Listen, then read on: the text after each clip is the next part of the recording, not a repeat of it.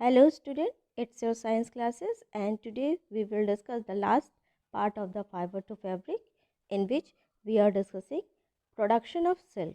So let's discuss the topic. See, production of silk based on the rearing of the silkworm. Silkworm की rearing पे ये depend करता है. Silkworm वो particular organism जिससे हमें silk obtained होता है, okay? और सिल्क जब हमें सिल्क वॉर्म से ऑब्टेन्ड होगा तो उसके लिए एक प्रोसीड्यूर एक प्रोसेस अप्लाई किया जाता है दैट इज़ कॉल्ड सेरिकल्चर.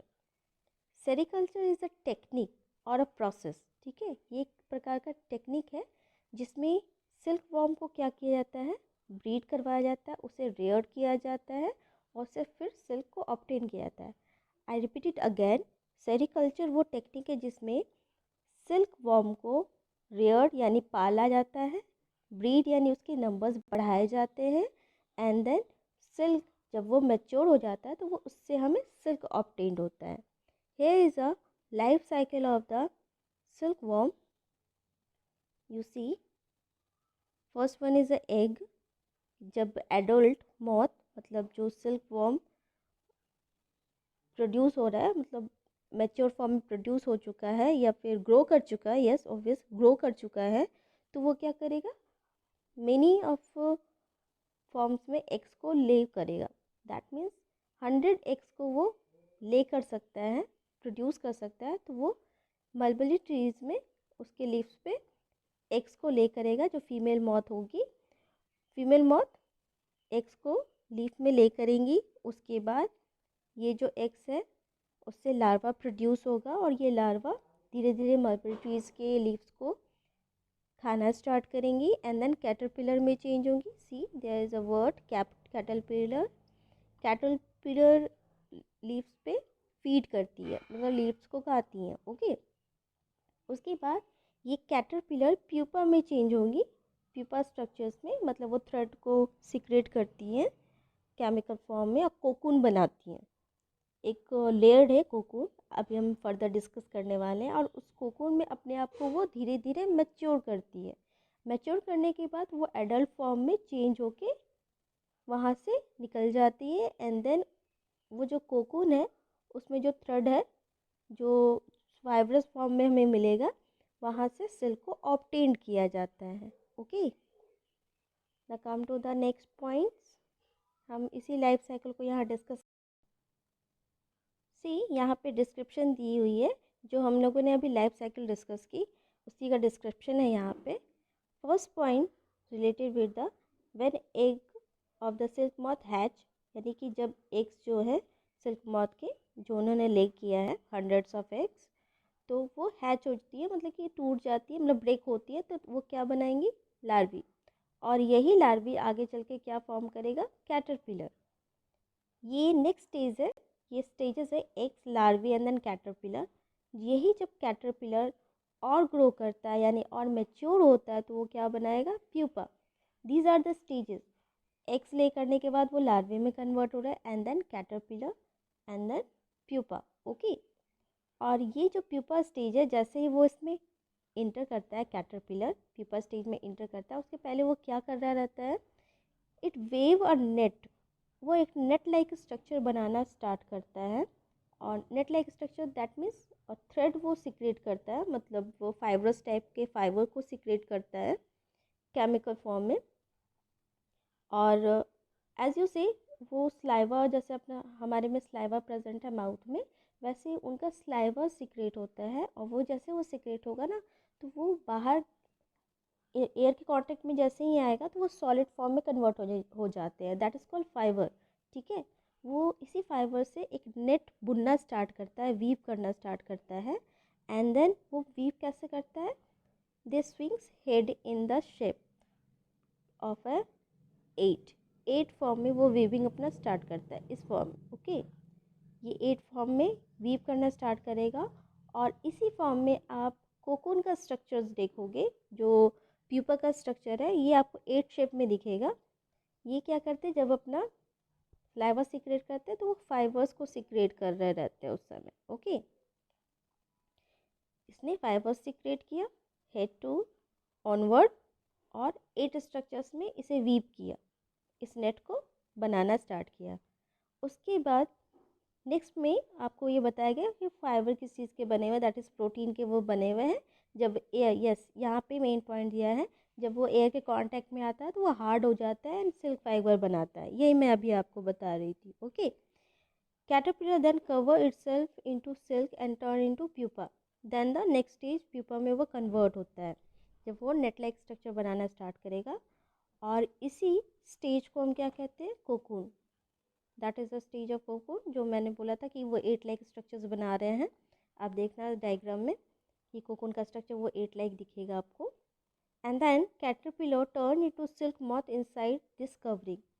जब वो कोकून बना रहे रहते हैं, इस 8 लाइक स्ट्रक्चर में कोकून बना चुके हैं, मतलब थर्ड लाइक स्ट्रक्चर वो ऊपर बना चुके हैं, तो वो इनसाइड में मैच्योर फॉर्म में कन्वर्ट होंगे। धीरे धीरे ये मैच्योर फॉर्म में बनेंगे, और जब वो मैच्योर फॉर्म में पूरा कन्वर्ट हो जा रहे हैं तो वो वहाँ से निकल जाएंगे। ओके, सिल्क थ्रेड जो उन्होंने कोकून में, कोकून के आउटसाइड में प्रेजेंट है, जो वो वहाँ पे ही वो रिसाइड्स करेंगे, वहाँ पे वो छोड़ के रखेंगे, और वहीं से हमें वो ऑब्टेन करना है, सिल्क को ऑब्टेन करना है।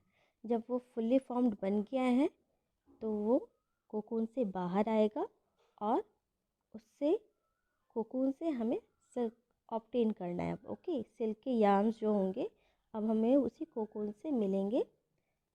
और डिफरेंट टाइप के जो सिल्क मॉथ्स होते हैं वो डिफरेंट टाइप के सिल्क ऑब्टेन करवाते हैं, मतलब डिफरेंट काइंड्स ऑफ स्पीसीज़ होते हैं ना सिल्क मॉथ के।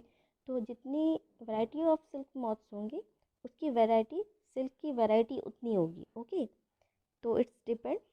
नॉर्मली मलबरी सिल्क जो है, मलबरी सिल्क मॉथ, वो ऑब्टेन किया जाता है, उससे सिल्क ऑब्टेन किया जाता है। नॉर्मल कॉमन है ये। और क्योंकि इसकी जो सिल्क होते हैं काफ़ी ये सॉफ्ट है, इलास्टिक होते हैं, इसलिए इसे ऑब्टेन किया जाता है। और शाइनिंग भी इसकी बहुत अच्छी होती है, इस वजह से कॉमनली इसे यूटिलाइज किया जाता है। Okay, now come to the next one, the process of obtaining silk from the silk worm.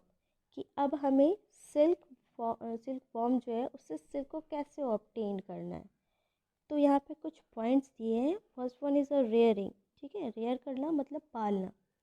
Silk worm farmers जो होते हैं, जो सिल्क वर्म को पालते हैं, वो क्या करते हैं, उसके एग्स को, वो जो एग्स ले करती हैं, जब उसे वो पालेंगे रखेंगे तो वो ब्रीड करेंगे और एग्स को ले करेंगे, उस एग्स को वो बिल्डअप करते हैं, मतलब उसे मैच्योरिटी तक संभाल के रखेंगे जब तक वो पूरा का पूरा सिल्क फॉर्म करवा के ना दे दे। ओके, यानी एग्स को वो मलबरी ट्रीज पे रखेंगे, और इस लार्ज नंबर ऑफ एग्स को, जो कि सी यहाँ पे पॉइंट्स दिए हैं कि मॉथ्स क्या करते हैं, ये 100 ऑफ एग्स एक टाइम में वो ले कर सकती है। इस एग्स को वो रेस करेंगे, मतलब पालेंगे। ठीक है, कैसे वो रखेंगे इसे, प्रॉपर इन्वायरमेंट कंडीशन में, जहाँ पे टेम्परेचर और ह्यूमिडिटी का कंडीशन और हाइजीनिक कंडीशन हो, वहाँ पे वो इस 100 एग्स को अच्छे से रखेंगे। और तब तक रखेंगे जब तक इस ये लार्वी में कन्वर्ट ना हो जाए, एंड देन एग्स को वो प्रॉपर टेम्परेचर देंगे। जब भी बर्ड्स को एग्स को ले करती है तो वो उसे प्रॉपर हीट प्रोवाइड करती है अपनी बॉडी टेम्परेचर से। तो क्योंकि यहाँ पे एग्स को साइड कर दिया जाता है तो उन्हें प्रॉपर टेम्परेचर देना बहुत ज़रूरी है, जिसकी वजह से वो हैच होकर लार्वा में चेंज हो जाए। ओके, उसके बाद इसे एक बैम्बू ट्रे में रखा जाता है, इस डायग्राम में आपको आगे में मिलेगा। और उसके बाद इसे मलबरी ट्री पे प्लेस्ड किया जाता है और उसे एनफ फीड के लिए प्रोवाइड किया जाता है, क्योंकि एग्स छोटे होते हैं, मतलब वो फीड नहीं कर सकते, तो उन्हें प्रॉपर टेम्परेचर में पहले लार्वे फॉर्म में कन्वर्ट करवाया जाता है आर्टिफिशियल कंडीशन में। उसके बाद जब वो कैटरपिलर स्टेज में आ जाएंगे तो उसे मलबरी ट्रीज़ पे रखा जाएगा, ताकि वो खुद से फीड कर सके, खुद से खा सके मलबरी ट्रीज़ के लीव्स को। Okay, here you see the caterpillar feed for around 25 to 30 days and then move into a chamber the tray to build a cocoon. वो जो ट्रे बना हुआ बैम्बू का, बांस की जो ट्रे बनी हुई है जिसमें उसे रखा गया था, वो 25 से 30 दिन उसके अंदर फीड करते हैं, उस लीफ को खाएंगे। उसके बाद सडनली उस चैम्बर में छोटे छोटे जो चैम्बर्स बने हैं उसमें चले जाते हैं और वो अपना सलाइवा सीक्रेट करेंगे जिससे वो फाइबर्स बनाएंगे और वो कोकून में कन्वर्ट हो जाएंगे वहाँ जाके। ओके, ये कोकून जो है ये मेनली फाइबर जो फॉर्म्ड हो रहा है सॉलिड फॉर्म में, ये परफेक्ट फॉर्मेशन है at the silk formation. Silk formation का ये परफेक्ट स्टेज है, ये कह सकते हैं। और यहाँ से ही अब हमें उस कोकून से ही हमें सिल्क ऑब्टेन्ड होगा। Okay, see the last point, the cocoon when sperm gets attached to the rock present in the Bangalore train. This is the common normal note point कि वो रॉक से अटैच हो जाते हैं। Normally आपको Bangalore train में भी मिलेगा। Come to the last topic, processing of silk.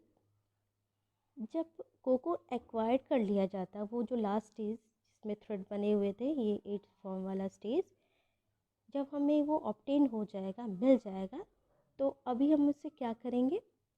C they are kept under the sun में रखना है, धूप में रखना है, एंड देन उसे बॉईल करना है। ओके, जिसकी वजह से जो सिल्क के फाइबर्स बने, ये जो थ्रेड लाइक फाइबर्स बने ना, 1 2 3, ये सब ना सेपरेट होना स्टार्ट होंगे। ओके, ये धीरे धीरे सेपरेट हो जाएंगे। जब उसे बॉईल किया जाएगा तो वो जो सॉलिड थ्रेड है वो धीरे धीरे धीरे सेपरेट हो जाएंगे एक दूसरे से, and then we have to reel it. Reeling of the silk takes place, that means अब हम उसे रील करेंगे, इसकी मतलब उसे फोल्ड करना स्टार्ट करेंगे। Actually reeling is the process in which the cocoons thread are proceed to be use as a silk. अब हम जब उसे रील करेंगे, उसके राउंड या बॉल बनाएंगे या जिस भी फॉर्म में हम उसे रील करना चाहें, उसके बाद उस कोकेन थ्रेड को ही अब हम यूज़ करेंगे, सिल्क की तरह यूज़ करेंगे और सिल्क के क्लॉथ्स को बनाने के लिए उसे यूटिलाइज कर सकते हैं। The silk fibres thus obtain are drawn and are rolled into thread. See, thread को रोल्ड किया गया है, उसके बॉल्स बनाए गए हैं और अब हम उसे यूटिलाइज कर सकते हैं सिल्क के क्लॉथ्स बनाने के लिए। Again I am repeating, processing of silk में कोकून को एक्वायर करने के बाद उसे हमें धूप में रखना है, सन में रखना है, एंड देन बॉईल करना है जिससे उसके फाइबर सेपरेट हो जाए। उसके बाद रीलिंग करनी है, और रीलिंग ये प्रोसेस है जिसमें कोकून थ्रेड को सेपरेट करके उससे सिल्क की तरह यूज़ किया जाता है। उसमें थ्रेड जैसे ही सेपरेट होंगे यहाँ पे उसे रील किया जाएगा, मतलब छोटे छोटे बॉल्स में कन्वर्ट किया जाएगा। और इसी से ही अब हम नेक्स्ट स्टेज में जो थ्रेड बन रहा है, जो फाइबर का थ्रेड रोल हमने बनाया है, रोल अप किया है, उससे क्लॉथ्स बनाएंगे। Okay, so this is the last topic and note down it, learn as well. Till then be healthy and do your study. Okay, thank you.